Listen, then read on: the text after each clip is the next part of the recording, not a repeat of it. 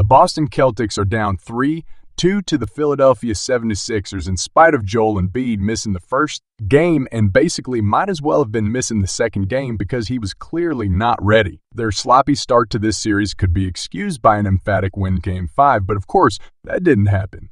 In fact, basically, everybody except for Jaylen Brown decided they didn't want to show up for that game.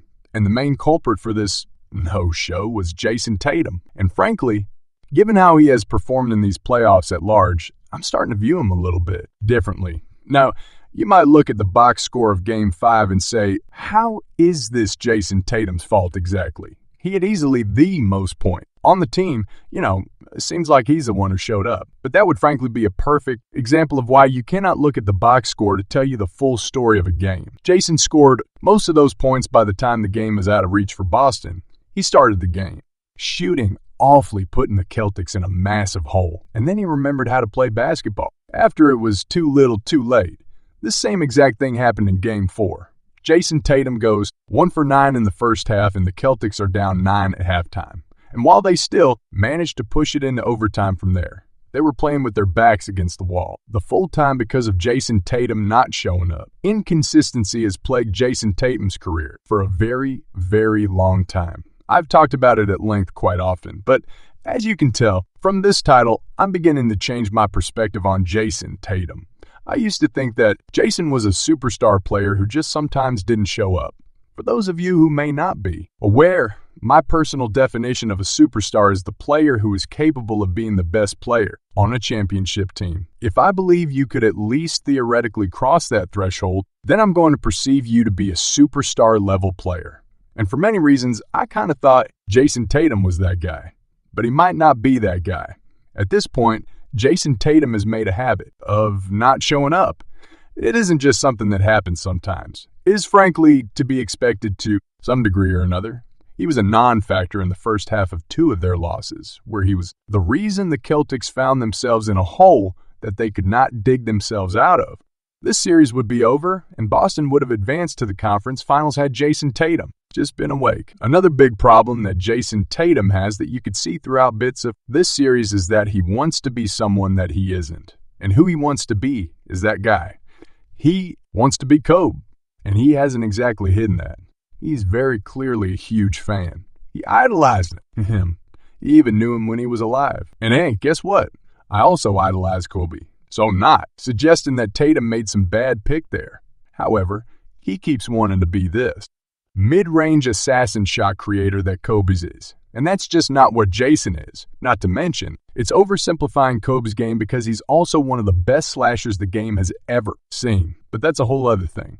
Jayson's strengths are as a pull-up three-point shooter and a slasher. But he insists on being this mid-range shot creator that he just isn't. Realize that Tatum's mid-range shots are really, really pretty. Something that I've said before, and I'll say it again here. The mid-range game is easily the most aesthetically pleasing and because of how my brain works by extension, enjoyable aspect of the game. And Jayson Tatum's mid-range game aesthetically looks phenomenal. He looks like he's been there before. He has the proper footwork. He gets the proper separation.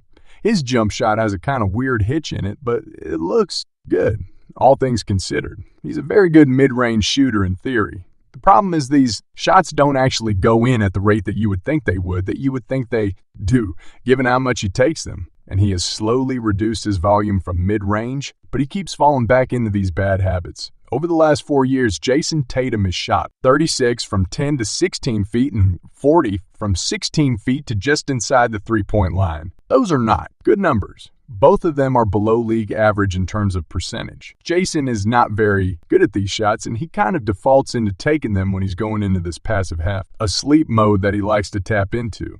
I also would just guarantee you that he's not shooting that well in this series. I couldn't find those numbers.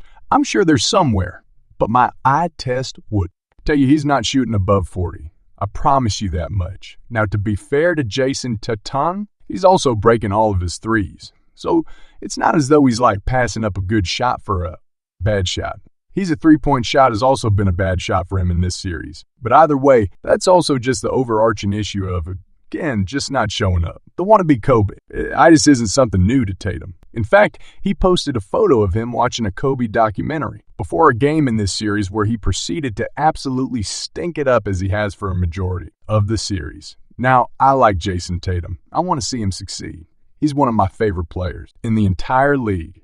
And last year's Boston Celtics team was the team that I was rooting for throughout those playoffs. But with that said, he routinely disappoints me. He has to stop trying to be something that he isn't. And he also has to just show up as who he is in general rather than just not showing up at all.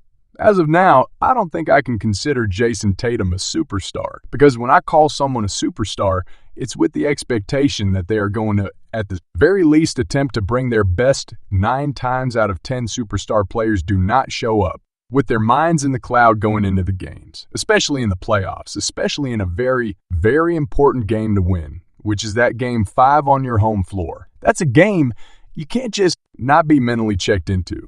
And if you're a superstar player, that's not going to happen. And that's just simply can't keep giving Jayson Tatum this pass if he's going to keep doing this. Don't get me wrong, Jayson Tatum has been a superstar at times quite often, but I always have to use that caveat. I always have to say in brackets at times. But a superstar player, a true one, is a superstar player, if not all the time, a lot closer to it than what Jayson has done. Also, just to throw in the end here, what's really annoying me about Jayson Tatum is that I have felt that the Jaylen Brown is better. Then Jayson Tatum has been a very bad one for a long time. But he keeps playing like shit while Jaylen plays good. And I can't stand that narrative is getting any level of legitimacy to it. So figure your shit out, Tatum.